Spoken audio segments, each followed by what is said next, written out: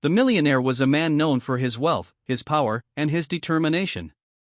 His name was Alexander Hayes, a man who had built an empire from nothing. People in the city admired him, feared him, and in some cases envied him. He was the kind of man who commanded respect just by walking into a room, his sharp eyes reading people like open books. But behind the steel walls he built around himself, there was a softer truth that only a few knew. He was a father, and his entire world revolved around his little girl, Ilara.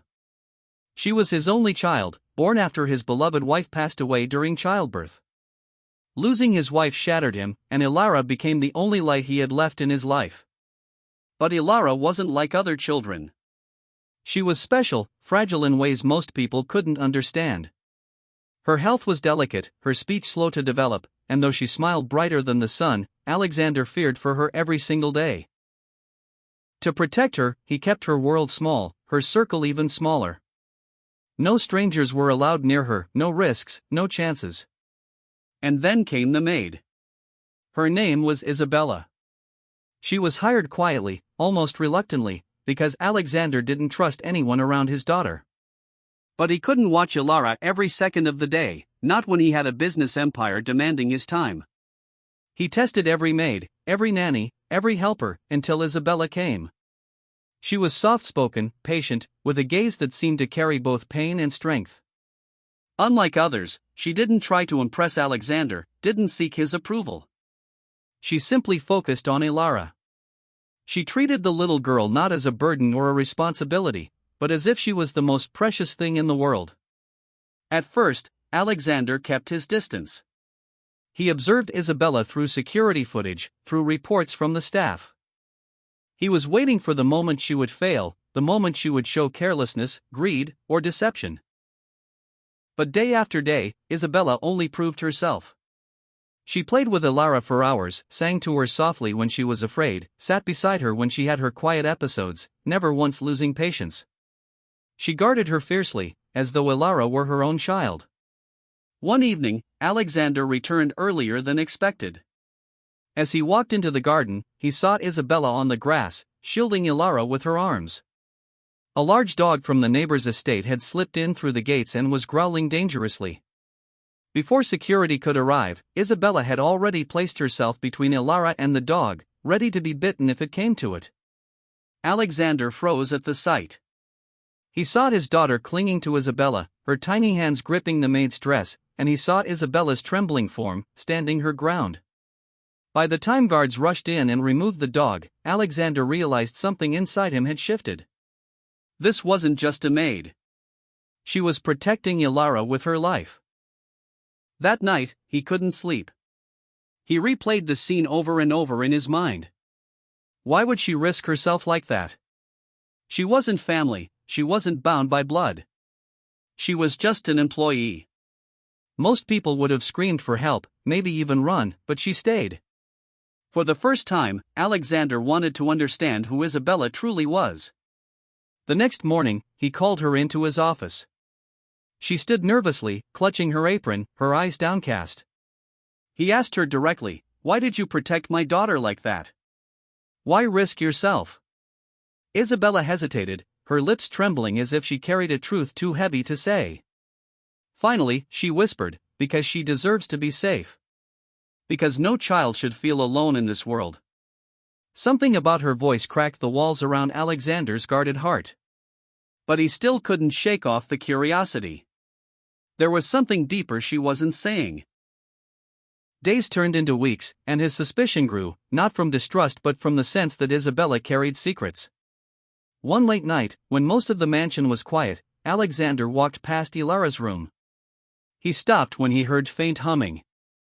Opening the door slightly, he saw Isabella sitting by Ilara's bed, holding her tiny hand, singing softly as the girl slept peacefully. Tears glistened in Isabella's eyes, and Alexander felt an ache in his chest. Finally, he decided to uncover the truth. Using his resources, he had someone investigate Isabella's background. But when the report landed on his desk, he was stunned. Isabella was not who she seemed.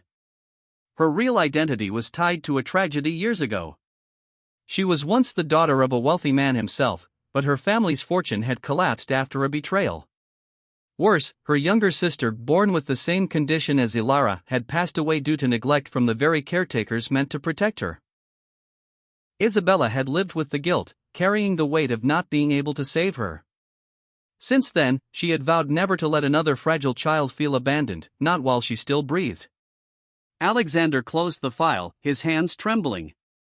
Suddenly, everything made sense: the way Isabella cared for Ilara with such devotion, the fierce protectiveness, the silent tears. She saw her lost sister in his daughter. She wasn't just doing her job.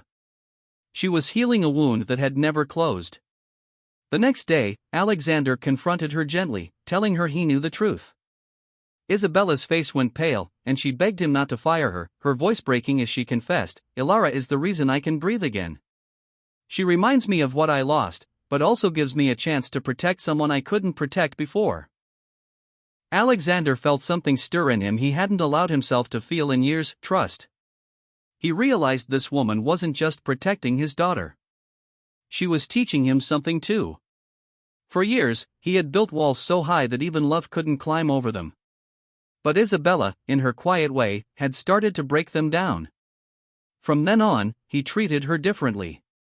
He still held authority, still kept his protective shell, but he began to notice the way her laughter lit up the halls, the way Ilara's joy blossomed in her presence, the way his mansion no longer felt like a cold fortress but a home.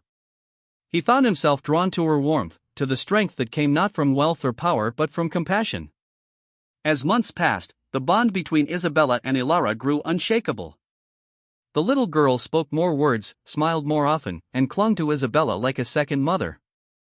Alexander watched, torn between gratitude and an emotion he hadn't dared to name. It terrified him, yet he couldn't stop it. He was falling for her. But love was complicated.